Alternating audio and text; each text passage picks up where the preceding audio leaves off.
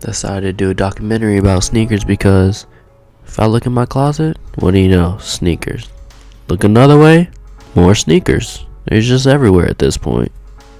Sneakerheads come from all different places. I'm a hooper, but here I am, wearing some skater shoes, SB Dunks. Runners tend to love new technology. It's constantly changing over the years. Then you got hoopers, of course. They just love the new hooping shoe. Among all the sneakerheads I know, one of the biggest ones is Ethan, which is a friend of mine that I was able to interview.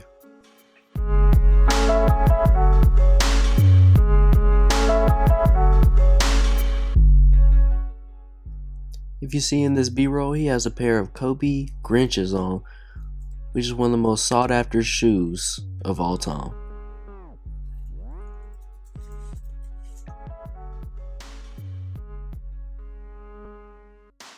My name is Ethan Gout, and my tie to the sneaker community would be I am at first, I'm a collector.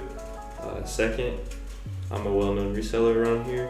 And third, I just joke around with people all the time. One of my friends gave me this name, a shoe specialist. I clean shoes, customize shoes. Pretty much, I just love shoes, so.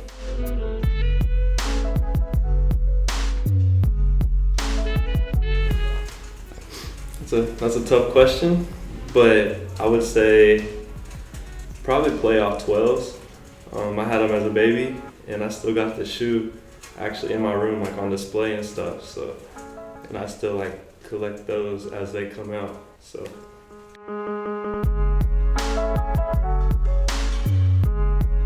Honestly, probably be these, just bred ones. Well, these are technically band ones, but the classic silhouette. So that's personally probably what is my favorite. Rainy days, perfect shoe. That's,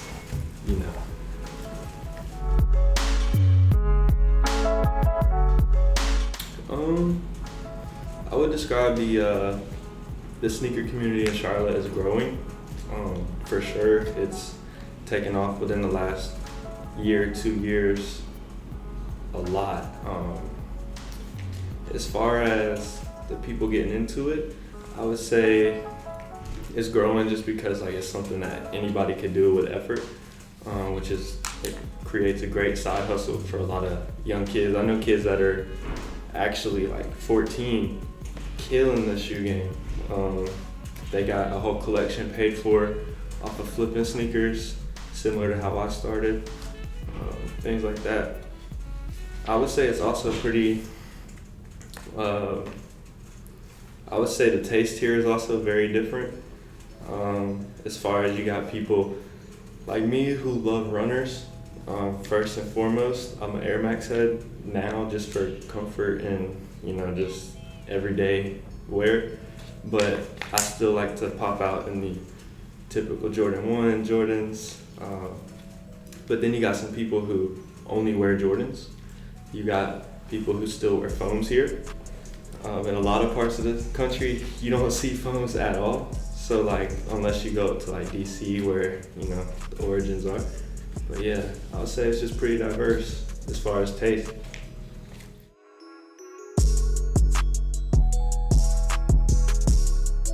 So the end goal would have to be, I would say, designing shoes in a similar role or fashion to Tinker Hatfield, for those who know who that is. Maybe a Ronnie Fieg-like character for my own brand, Equipped. I would like to eventually down the road be able to set up some shops, and not just a shop, but an experience to where people could come in, see the stuff that I have for sale. But before that, they're just fascinated. Similar to Ronnie Fieg and Kith, you walk in there with the help of, I believe it was Snarkitecture. They got a space. I just got a chance to visit it for the first time in New York a few weeks ago, and I was amazed just walking into it. They got a kids treats section for yogurt, all that. So something like that, I'd probably say.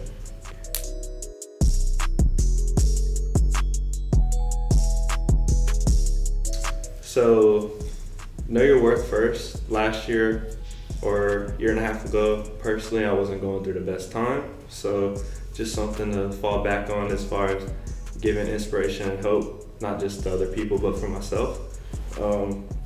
This is actually a hat that I've worn. Get a little closer for you. Or that I designed, I mean. Just to kind of have an accessory for people to fall back on. And I've gotten a bunch of stories, sorry, from people that are like, I appreciate your hat. It keeps me going on random days, things like that. So that makes it all worth it to me. So for Equipped, I would say it's a little different. As far as being a college student here at UNC Charlotte, that's personally how I live sometimes. Just selling shoes, helping. But it's not really just about the money to me.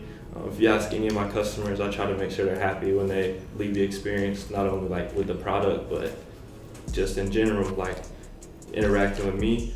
I really fall back on the customer service thing. So like I had a lot of feedback. I think it was at this point probably like 4 or 5 months ago now, where people are like giving me 2 things on a daily basis. I was getting DMs for start a YouTube and like create a catalog so I can like see what you have for sale. And that's pretty much where Equip came into. So ever since it's launched, I've just been like learning how to upgrade the website, how to keep it updated, how to like keep a schedule for myself, keeping new products for all the customers, things like that. So it's been a fun journey so far. Looking forward to it. Keep on growing. A lot. So recently I just got back from 2020 All-Star Weekend in Chicago. Just with the great people out at Recess Studios. They work with directly alongside with Nike for a lot of projects. As far as all the people in my own city that I met through shoes since middle school, back to SOE days, when SOE was like really hot, jumping. If you weren't there, you were pretty lame. Things like that. Other shoe conventions, just there's a lot of good people in shoes. I think that's the one thing I'll tell people to, I guess, change their thought process on about the whole shoe community. There is a lot of good people in shoes. It's not just scammers, people trying to get a quick buck. I know a lot of collectors that are resellers. Before that, they collect, you know? So at the end of the day, like people like that are, since I'm like that, I prefer to give a shoe that I would like getting. So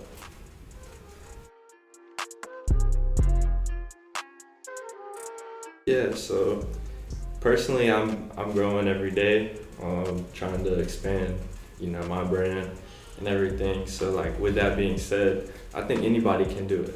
I think anybody could create the content they want to make. You got to start somewhere, and like even though you see a lot of people on top or whatever you want to say, like successful, make your own definition of success. Because at the end of the day, like when you stop competing with people, those self wins are gonna be worth way more than, you know, getting that huge flip or whatever that one time, you know what I mean? So I say look long term more than anything, but that's kind of how I try to look with everything. So yeah, you can do it, put your mind to it, but you gotta put the work in, so yeah. Next, I had the opportunity to interview the owner of Good Times.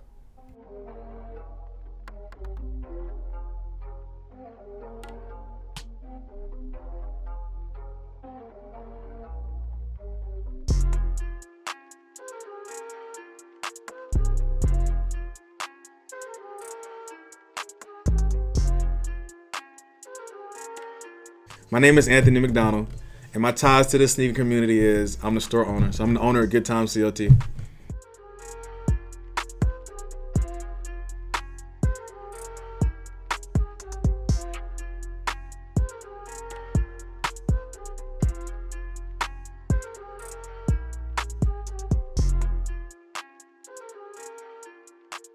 So the shoe that started off for me was the Air Jordan 17. So I had them, my mom had them, my stepdad had them, and it's like dating back, that's like the first Jordan I can remember having and rocking and really fucking with like that. So it's growing, bro. Well, it's different. I'm gonna say it's different. So I started dealing with shoes in like 2013 in Charlotte. And it's like back then it was like CCS, which is a sneaker group on Facebook. So like back then you had to like hit up people on Facebook, do meetups at their house or at Walmart or something like that. And then that transitioned into certain people creating stores. So it's like back then you had to do meetups with people or sell your shoes at SOE, which is a sneaker convention in Charlotte. And then from there, it became buy, sell, trade stores.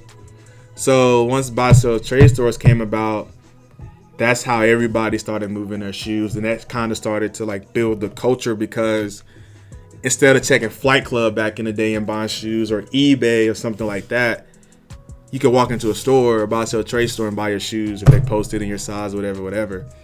But from there, it became StockX. People started buying on StockX. People started selling their shoes on StockX. And it's like, that became Charlotte's sneaker culture. So it's like now it's StockX where you sell your shoes. Still buy, sell, trade stores. A lot of Yeezys now. Off-White now. But as a whole, I think the Charlotte culture is growing because you have stores in Charlotte. You have places that's providing great product for the people of Charlotte. So it's like now you have avenues to go get your product. So social status, good times. It's like we created these locations for you to get the best sneakers, and I think that caused Charlotte's culture to grow tremendously.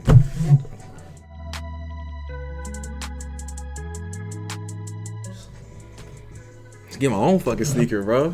A 17? If I can get a Jordan 17, that's like my ultimate sneaker goal.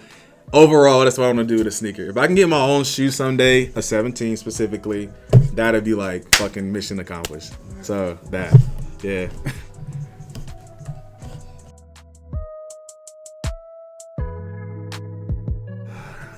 As in like people, opportunities. this, good times.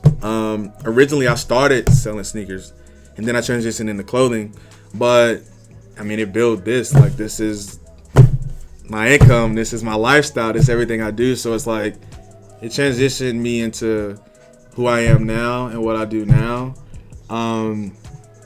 It made me realize who I was and what I fucked with. It was more so stop, like I was saying earlier, stop doing the whole go to college thing and get a degree and do something you don't want to do. It's like selling sneakers made me realize that I was in college doing something I didn't want to do. So that resulted in me, like I said, creating this, doing what I love. Yeah, bro.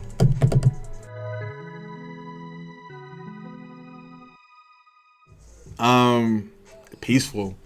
I'm probably going for days. Yeah, you don't have to, I don't answer to nobody. You kind of, it's like you limit yourself in a sense, or you create your own limit. So it's like, well, I tell myself all the time, the sky's the limit. You know, if I want 100 stores, I can get 100 stores. Or if I want, I don't know, anything, it's like nobody's stopping me from doing anything. I don't have to clock in to work every day. I don't have to answer to my boss and see if I can get a pay raise. I don't have to do none of that. I can literally come in here, sell a bunch of shit, make a lot of money, or walk in here and talk to homies, fucking buy product I like, wear what I like, be myself. That's great. I love it, for sure.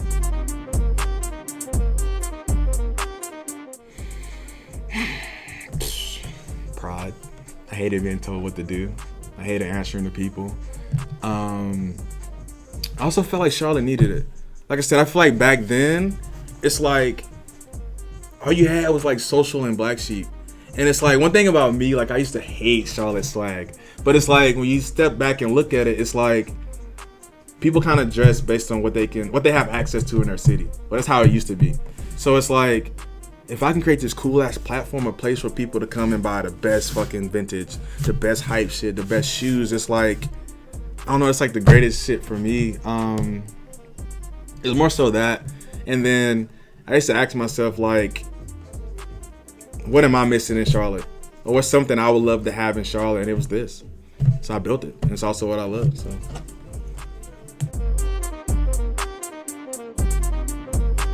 I feel like even if all business owners sell the same exact product, if everybody stay true to themselves, each brand is going to be different. But I think we bridge the gap by just providing a fucking dope spot, a great experience, connecting more with the customer, being who we are, which is fucking cool and funny, doing cool shit, showcasing our product on social media. Does that answer your question? Yeah. Okay. Yeah. Just creating a freaking place to come get everything. It's not too far from where everybody lives. And like I said, I feel like us being who we are, we're very welcoming. We're not stuck up. We're not, I don't know, come in, we're not even talking to people. It's like when you come in, we known you since forever ago. Like everybody's a homie to us. We're not, like I said, stuck up our asses and too cool to talk to anybody. That's not us, bro. We chill as fuck. Come in, chat with us. And I think it's that. It's us being cool.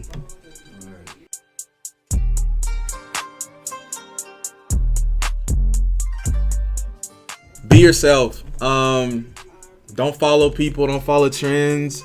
Be you. Don't let people discourage you. Ultimately, bro, be you. I feel like if you truly be you, you're gonna find yourself. That's what I did. And I sat down in the freaking dark, bro. And I tried to find myself to see what I wanted to do in life. That's how I did it. I cleared my mind and was like, yo, what's something you can see yourself doing for the rest of your life for free? That you didn't have to pay, like you didn't have to get paid for. You can just do it for the rest of your life for free. And it was this shit. But network, like I said, be yourself. Stay open-minded. Stay positive, and just work hard. Good Time CLT. We're located on 3010 Romeau Road, Suite 110. Maybe drop a link, at name somewhere around here. We sell vintage. Specialize in vintage, Bape, Supreme, sneakers, everything, all the cool shit. Come check us out.